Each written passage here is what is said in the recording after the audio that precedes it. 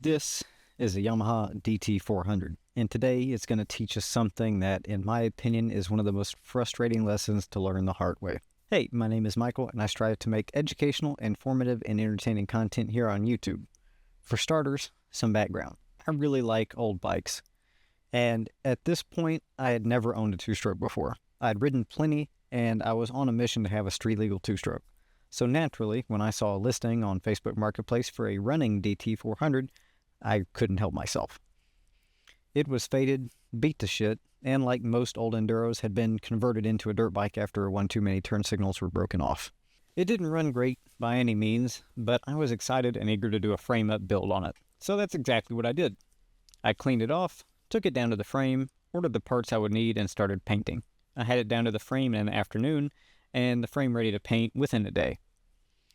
When the frame and motor were painted, I installed the parts I ordered the ones I forgot to, and overall it came together pretty good. As a side note, I learned a lot about paint on this project, which for everyone's sake will be its own video, but if you end up not watching that video, just hear this. VHT paint fucking sucks. I found this out the hard way after giving it a chance about 30 times. In my frustration with how the frame and motor paint came out, I decided to track down some quality paint for the gas tank, as I wanted to do it right. Or as right as I could without spending a ton of money. In garage painting, all roads lead to Rydell cans. Fortunately, I found some of this color right, which turned out to be absolutely phenomenal. I'm still to this day super proud of how the tank came out. Again, that will be a video on its own, but worth mentioning since the footage is already here. I spent a considerable amount of time making this bike pretty. New tires, new bars, painted motor, frame, tank. Since it ran, I didn't really intend to do anything with the motor aside from change the oil.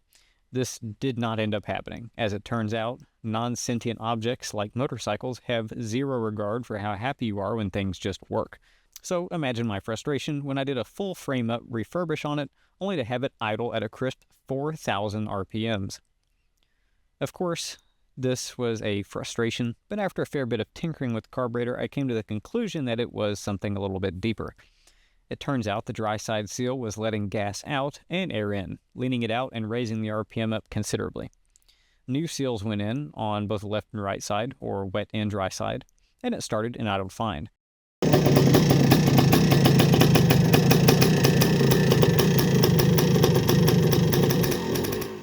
It started in idle fine, and I thought all was good. All was not good. When I put it in gear, it immediately stalled after lurching forward, which was odd because, remember, I rode it before I bought it. Granted, it had sat a little bit, so I assumed the clutch pack was stuck or something equally simple. Luckily, I would not have to burden myself with problem-solving this issue much longer, because soon a much bigger issue presented itself. When I went to start it again, it simply wouldn't. I did have it backfire, and I will add that when it did so, it blew the muffler, which was not bolted on at the time, back about 5 feet away. Still to this day one of the loudest sounds I have ever heard in person, including gunshots. Something was indeed not ideal. And this unfortunate series of events pissed me off so much that I put it in storage for almost a year. When I got it back out, I had a goal. Fix it or sell it as is. Try as I might, I couldn't figure it out.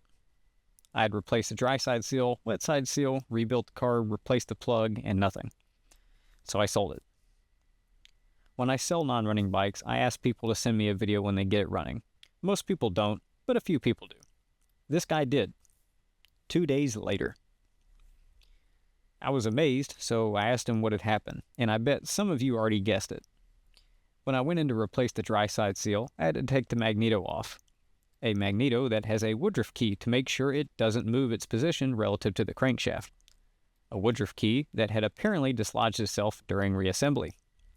So the dry side seal was the issue, and when I reassembled it incorrectly, it was just a matter of time before the ignition timing was off, eventually making it so severe it was firing on the exhaust stroke and not running whatsoever, hence the backfire and the no start. I dismissed the ignition as an issue because I had just been in there and the bike was still getting spark. So in the end, this guy got a great deal on a great bike, and I had threw in the towel on a bike I really wanted. The lesson is a hard one to swallow, but the lesson is, sometimes it's you. Old bikes are finicky, yes. They have a bunch of gremlins inside, and sometimes things just don't work. But you're never too good to make a mistake. you're never too good to double check your own work, and sometimes the issue with the bike is the nut between the seat and the handlebars. In the end, I had a great time. I am still determined to own and daily a big bore two-stroke, and I walked away with a little bit more money and a lot more knowledge and experience. This was a few years ago now, and I have since seen this bike in person at Barber Vintage Fest. Still alive, still riding, and still loved. And at the end of the day, that was always the goal. Thank you for watching. Oh, and if you were wondering, I have had a street legal two-stroke since. Make sure to check out my video on the DT250 I had. I also have big plans for the future, so if this seems like your thing, I'd appreciate a like on the video and a subscription. It's completely free, and it will push the video to other people like you who may enjoy it. Rubber side down, and thank you so much for watching.